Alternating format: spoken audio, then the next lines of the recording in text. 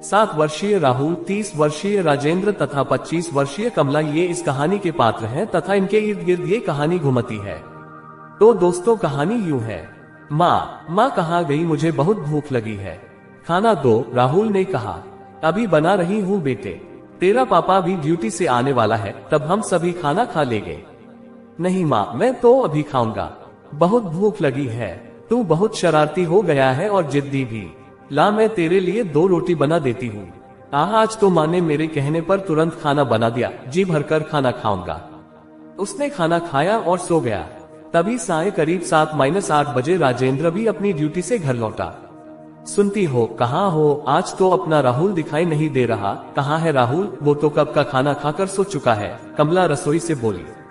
आज इतनी जल्दी सो गया है वो, क्या बात है, वो तो कभी नहीं सोता था। पता नहीं क्या बात है, तुम ही जाकर देख लो क्या बात है। ठीक है, मैं जाता हूँ।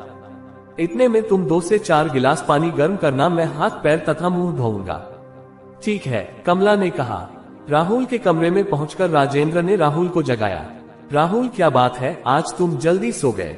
मगर आज तो राहुल का रोम रोम लहरा रहा था और शरीर ऐसी तपन बिखेर रहा था मानो आग का धधकता गोला। सुनती हो, यहाँ आओ, राहुल को तो तेज बुखार है, यहाँ इसके पास आकर बैठो, मैं डॉक्टर के लाता हूँ। थका होने के बावजूद भी उसने अपनी साइकिल उठाई और डॉक्टर को लेने चला गया। इधर कमला ने भी जब सुना कि राहुल को तेज बुखार है तो अपना सारा काम छोड़कर उसके पास आकर बैठ गई। राहुल का सारा बदन तप रहा था। वह उसके पास बैठकर उसका सिर सहलाने लगी तथा राजेंद्र डॉक्टर को लेकर जल्दी ही घर आ गया। डॉक्टर राहुल को एक टीका लगाता है और कुछ दवाई देकर कहता है कि कोई बात नहीं, थोड़ा सा बुखार था, सो सुबह तक ठीक हो जाएगा। राहुल अचेत सा पड़ा हुआ था, उसे उस समय कोई होश ही न था। रात करीब 1 बजे राहुल के पापा, आप सुबह ऑफिस जाएंगे, इसलिए आप सो जाओ और तुम, मैं बाद में सो जाऊंगी। ये कहकर राजेंद्र वहीं सो गया। मगर कमला तो माँ थी, उसे नींद कहाँ आने वाली थी। सुबह 6 बजे जब राजेंद्र जगा तो कमला, तुम सोई ही नहीं। नहीं तो मैं तो सोई हुई थी, यूं ही कुछ बड़बड़ा उठी। तभी माँ, मुझे प्यास लगी है, राहुल बोला।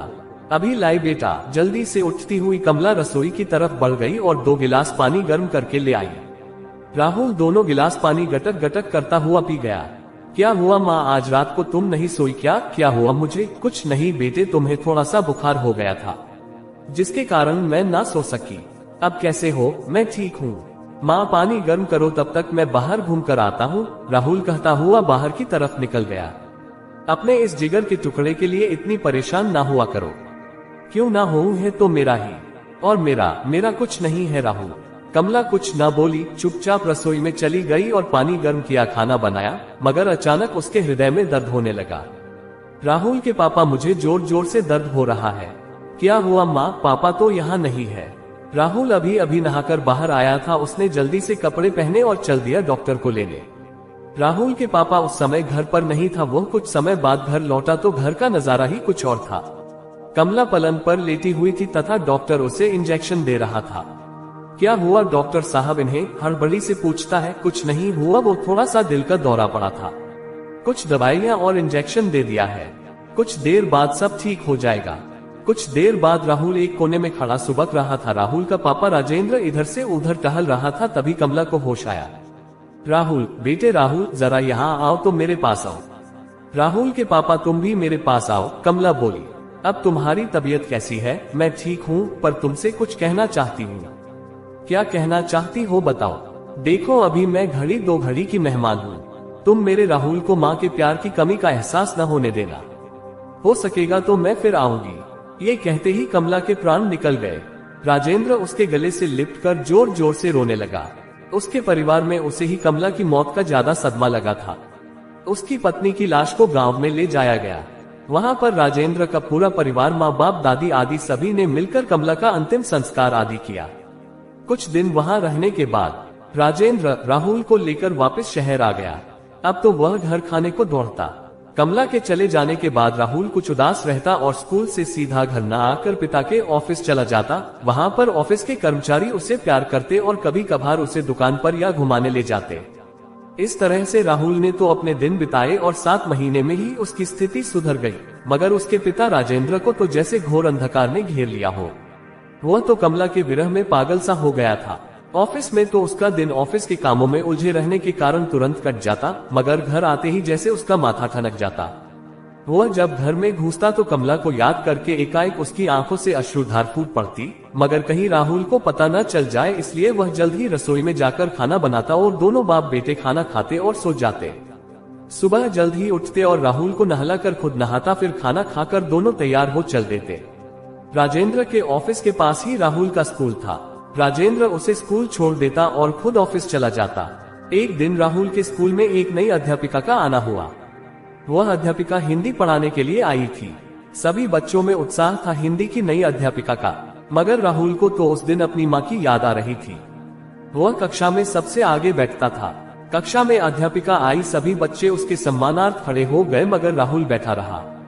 ये कौन है जो अभी तक खड़ा नहीं हुआ? नई अध्यापिका ने कहा। जी बहन जी, जब से इसकी माँ का देहांत हुआ है तब से यह बेचारा इसी तरह से गुमसुम सा रहता है, एक बच्चे ने कहा। क्या नाम है इस नन्हे से बच्चे का? जी बहन जी, राहुल। राहुल राहुल इधर आओ, कुर्सी पर बैठते हुए नई अध्यापिका ने कहा। मगर राहुल पर इसका कोई असर हुआ ही नहीं, वह चुपचाप बैठा रहा। अध्यापिका कुर्सी से उठकर राहुल के पास जाकर कहती है, राहुल राहुल खड़े हो जाओ। तभी राहुल एकाएक खड़ा होकर अध्यापिका की ओर देखता है तथा माँ कहकर उसके पैरों से चिपक गया और रोते हुए कहने लगा, माँ तुम इतने दिनों कहाँ थी जो आज आई और अभी भी मुझसे प्यार नहीं करती हो? एकाएक अध्यापिका के अंदर भी प्रेम का संचार हो गया, ना चाहते हुए भी उसके हाथ राहुल के सिर पर घूमने लगे। राहुल उससे चिपक कर रो रहा था। अब अध्यापिका की आंखों में भी आंसू आते उससे पहले ही राहुल चुप हो गया और अध्यापिका भी उसके पास से हटकर कुर्सी पर जाकर बैठ गई। अब तो राहुल की खुशी की ठिकाना न रहा। अब हर दिन राहुल खुशी खुशी स्कूल जाता और एक दिन वह अध्यापिका से बोला कि माँ तुम अपने घर कब चलोगी? देखो बेटा, तुम मुझे स्कूल में माँ मत कहा करो, और रही घर चलने की बात तो मैं फिर कभी घर आऊंगी। इस प्रकार से अब राहुल खुश रहने लगा और समय पर जल्दी से उठकर अपने स्कूल पहुंचता। राहुल अब अच्छी तरह से पढ़ाई करने लगा। राजेंद्र उसके इस व्यवहार से अचंभित था। उसने राहुल को इतना खुश उसकी माँ कमला के पास ही देखा था। एक दिन राहुल अपनी अध्यापिका को अपने घर ले आया। साय करीब 6-7 बजे जब राजेंद्र घर लौटा तो सोचता है कि आज तो राहुल भी ऑफिस नहीं आया, शायद वह घर पहुंच गया है। ये सोचते सोचते वह घर पहुंच गया। घर का बाहरी दरवाजा खुला था तो एकाएक वह दरवाजे के बाहर ही रुक गया। तभी माँ एक और रोटी लाना। आज ये राहुल किसे माँ कहकर रोटी मांग रहा है? चलो अंदर चलकर देखता हूँ। अरे राहुल कौन है? पिताजी आज माँ घर आई है। तेरी माँ? हाँ पिताजी, वह रसोई में है। राजेंद्र रसोई में जाकर उसे देखता है तो असमंजस में पड़ गया। वह अध्यापिका को देखकर हक्का बक्का रह गया। हूबहू वही चेहरा, वही नाक नक्श। एक बार तो वह पुराने ख्यालों में खो जाता है। तभी जी, वो राहुल मुझे यहाँ ले आया है। आप शायद राहुल की अध्यापिका है? जी। फिर आप? मेरा मतलब मेरे घर। कई दिनों से राहुल मुझे घर लाने की जिद कर रहा था तो सोचा कि क्यों ना मैं आज चलूं। मेरा काम हो गया, मैं चलती हूँ। ओह, आप आज पहली बार मेरे घर आई हैं? बैठिए, हम 2-4 बातें करते हैं। नहीं, फिर कभी आऊंगी, चलती हूँ। चलो ना सही, पर अपना नाम तो बताती जाती। मेरा नाम कमला है। ये सुनते ही चौंक पड़ा राजेंद्र। वही नाम, वही शक्ल, कहीं ये कमला की आत्मा तो नहीं? उस रात को सारी रात राजेंद्र यही सोचता रहा। दूसरे दिन राजेंद्र ने अपने ऑफिस का सारा काम नकी किया और चल दिया घर की तरफ। आज फिर राहुल की अध्यापिका उसके घर आई थी। आज राजेंद्र ने हिम्मत करके कमला से कहा, क्या आपकी शादी हो चुकी है? नहीं तो क्या आप मुझसे शादी करेगी? क्या जी, मेरा मतलब है राहुल तुमसे बहुत प्यार करता है और तुम्हें अपनी माँ समझता है। उसे उसकी माँ मिल जाएगी और मेरा घर जो करीब 1 साल से वीरान पड़ा है उसमें फिर से बाहर आ जाएगी। मैं सोचूंगी। कितना समय चाहिए आपको सोचने का? जी करीब 1 दिन चाहिए ही। अच्छा तो चलती हूँ। 1 दिन? ठीक है, मैं तुम्हें 2 दिन का समय देता हूँ। 2 दिन बाद कमला फिर राजेंद्र के घर आई। राहुल, ओ राहुल, कहाँ हो तुम? आया माँ। तुम्हारे पिताजी कहाँ है? क्या हुआ? कमला जी आपने कुछ सोचा? राजेंद्र बोल पड़ा। हाँ, मैं काफी सोच विचार कर इस नतीजे पर पहुंची हूँ। कि किस नतीजे पर? कि मैं तुमसे विवाह करने को तैयार हूँ। राहुल और राजेंद्र दोनों में एक खुशी की लहर दौड़ गई। इस प्रकार से दोनों की शादी हो गई। राहुल को उसकी माँ मिल गई और राजेंद्र को उसकी खोई हुई कमला उस वीरान हुए घर में फिर से बाहर आ गई।